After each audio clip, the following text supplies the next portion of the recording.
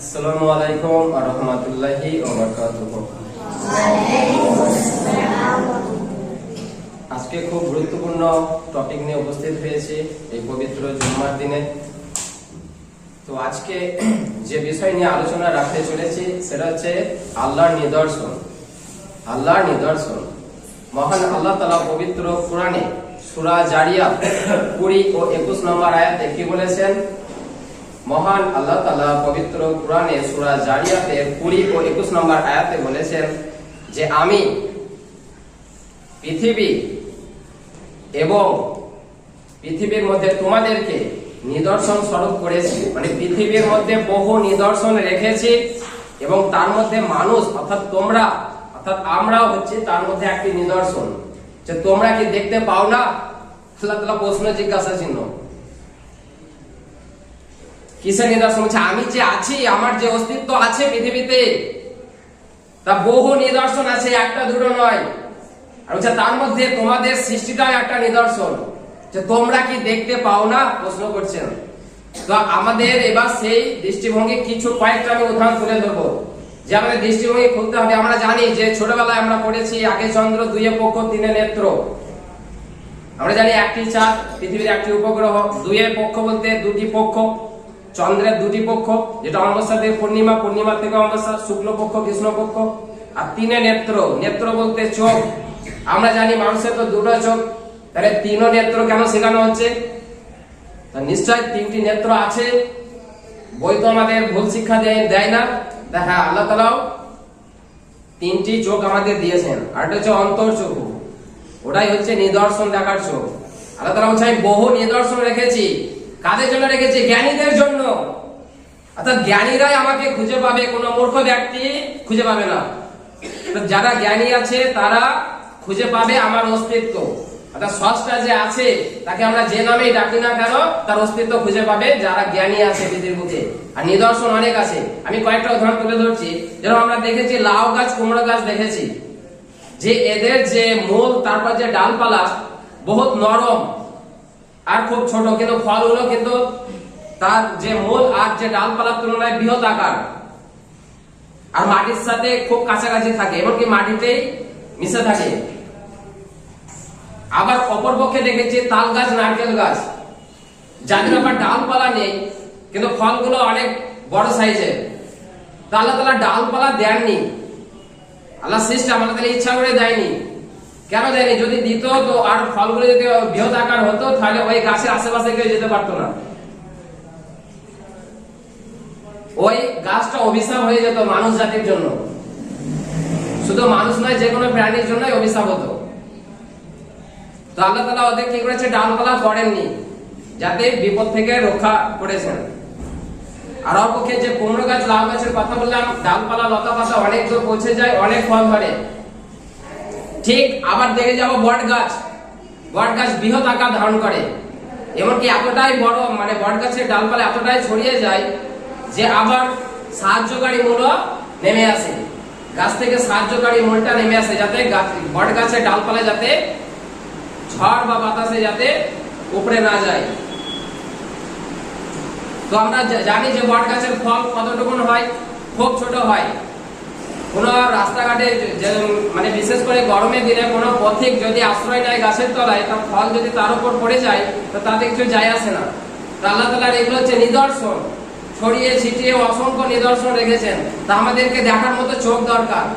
আর চোখ কি আমাদের তিনি দেননি? অবশ্যই দিয়েছেন। আমাদের অন্তর হচ্ছে একটা চোখ, তৃতীয়তম চোখ হচ্ছে আমাদের অন্তর। সে অন্তর দিয়ে দেখতে হবে। তারপর আল্লাহ তাআলা আরো কি বলেন? যে এই যে বলছেন তোমরাও একটা নিদর্শন।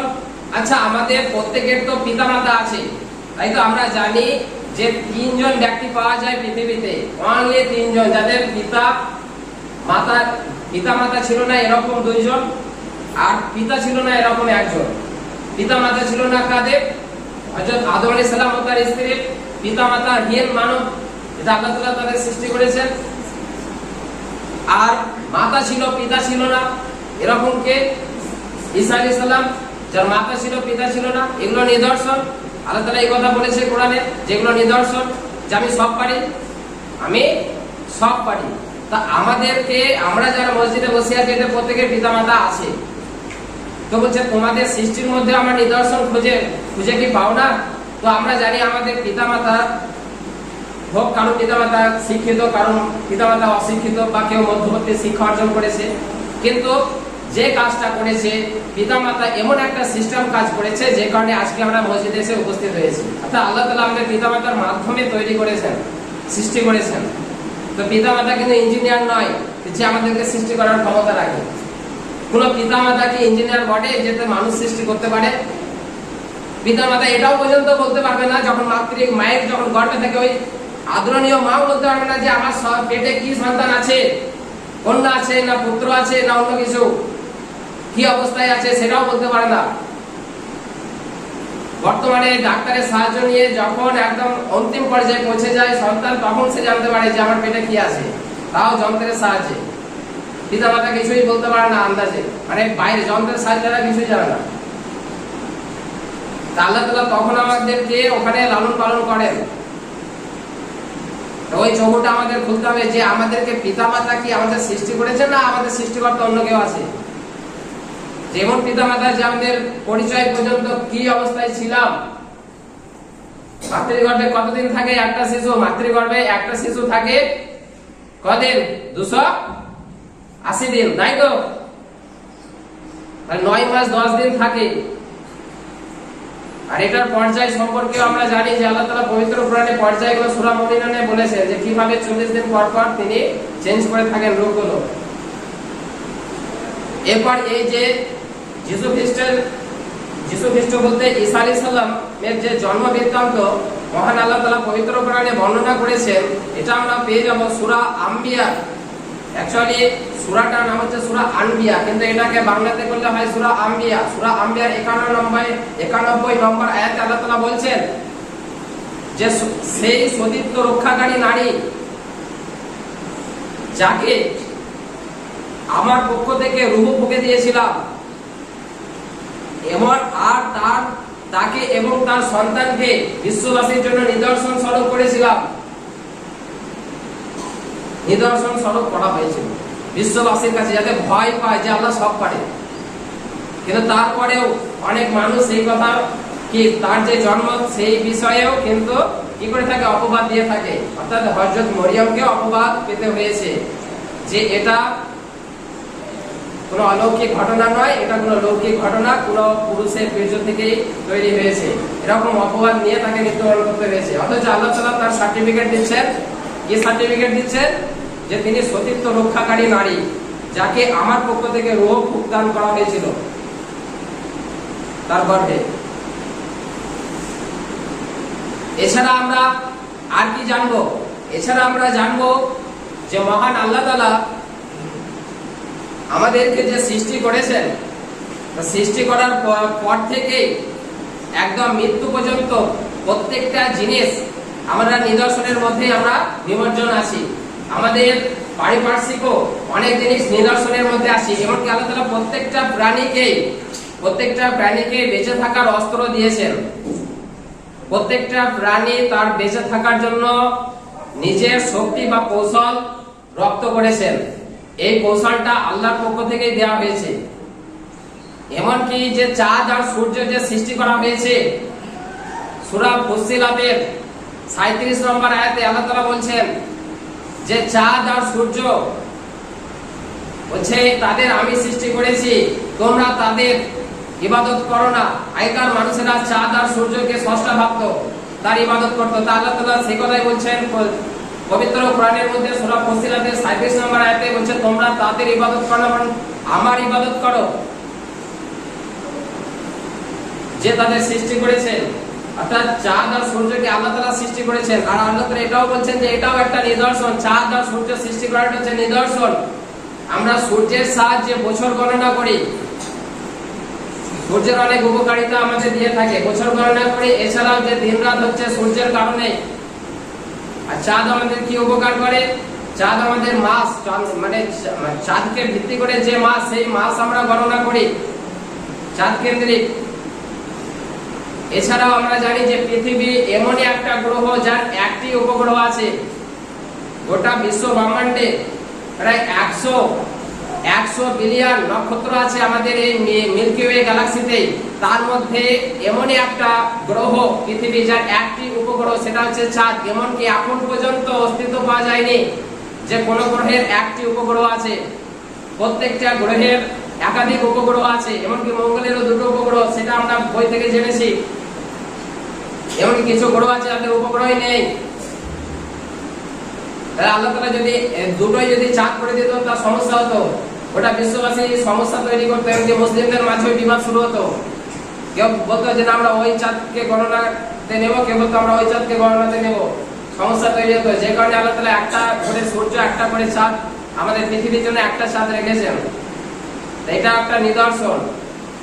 এছাড়া আমরা আর কি নিদর্শন পাবো আছে, মানে নিদর্শন পুরোটাই হচ্ছে নিদর্শন, সমস্ত কিছু সৃষ্টি করা। যেরকম আমরা যে পানি পান করি, এই পানিটাও হচ্ছে নিদর্শন।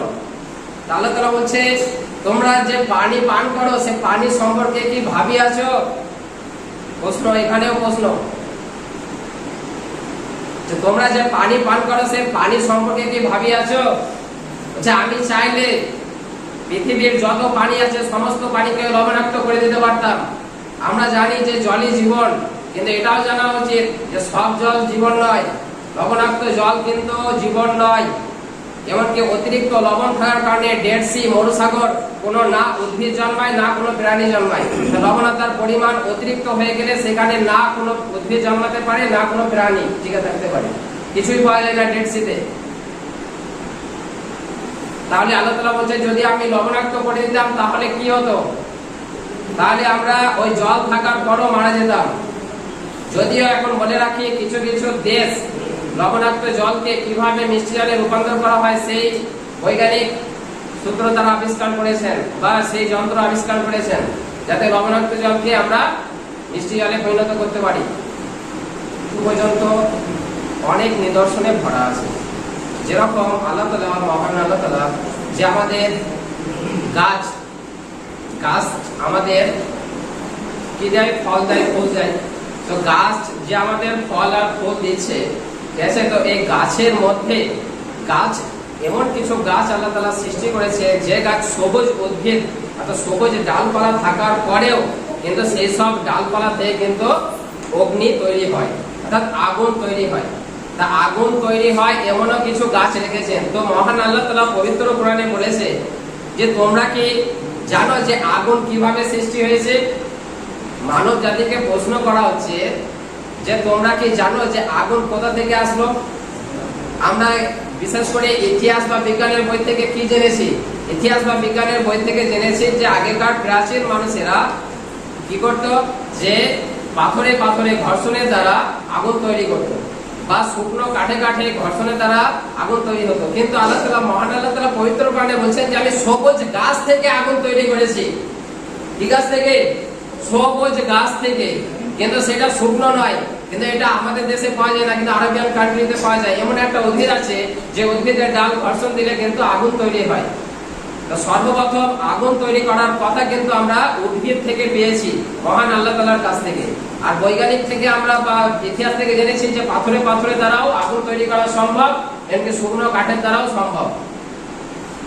তো এই বলে আমার বক্তব্য শেষ করছি। ইনশাআল্লাহ যদি বাঁচিয়ে রাখে তো পরবর্তী জুমায় আরো নিদর্শন নিয়ে আরো অনেক আলোচনা রাখা হবে। নিদর্শনের কোনো শেষ নেই, অসংখ্য নিদর্শন ছড়িয়ে ছিটিয়ে আছে, আমাদের অনেক নিদর্শন আছে, ঠিক আছে? তো নিদর্শনের মধ্যে তো আমরা কয়েকটা দেখলাম। তো এই বলে আমার বক্তব্য শেষ করছি।